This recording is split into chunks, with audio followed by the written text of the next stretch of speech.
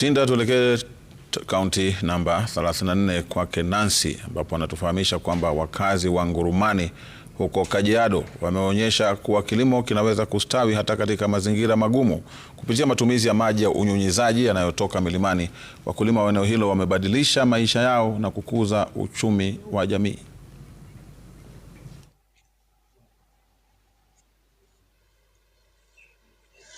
Kaunti ya Kajiado kwa kiasi kikubwa hushuhudia jua kali na mvua kidogo. Lakini mazingira ya kijiji cha Kongo huko Kajiado Magharibi ni ya kilimo kilichonawiri licha ya changamoto hizo.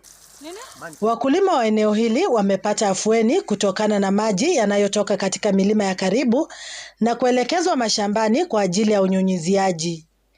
Maji haya yamewezesha wakulima kupanda mimea mbalimbali ikiwemo papai, ndizi, mboga za majani, nyanya na vitunguu, hatua iliyosaidia kuongeza uzalishaji wa chakula na mapato.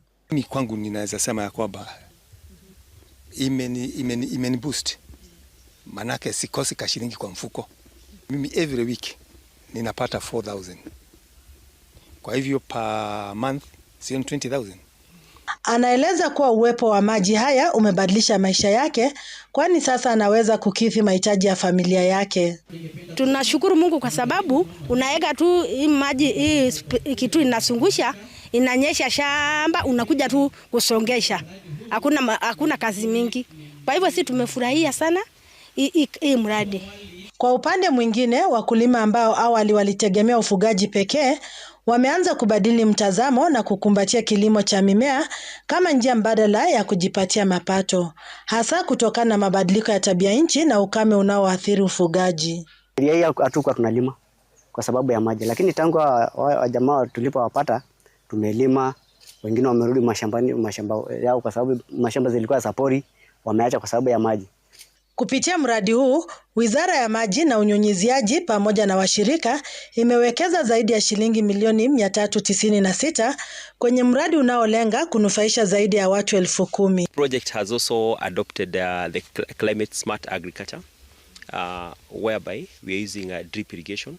In drip irrigation, every drop of water counts, and that helps a lot in terms of reducing conflict between the human beings, because before, when they were using furrow irrigation, the water was not sufficient to all the farmers. Kitambo historia hawakuwa wanapata pesa. Kitambo ilikuwa ni kubadilisha, unalete mbuzi kwa wale wachache ambao walikuwa wanalima, unalete mbuzi moja, alafu unabadilishiwa na mahindi, na gunia ya mahindi unabadilishiwa na papai. Lakini sasa watu wameanza kujua kwamba hata kulima watapata pesa.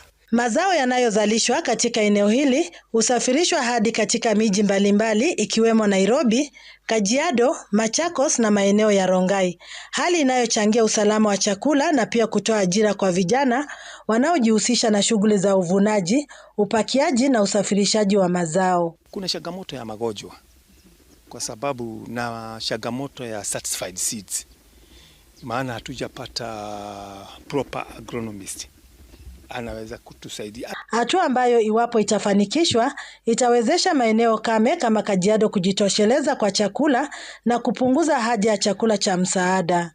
Nancy Kering, Runinga ya Citizen, Entosopia, Ngurumani, Kajiado Magharibi.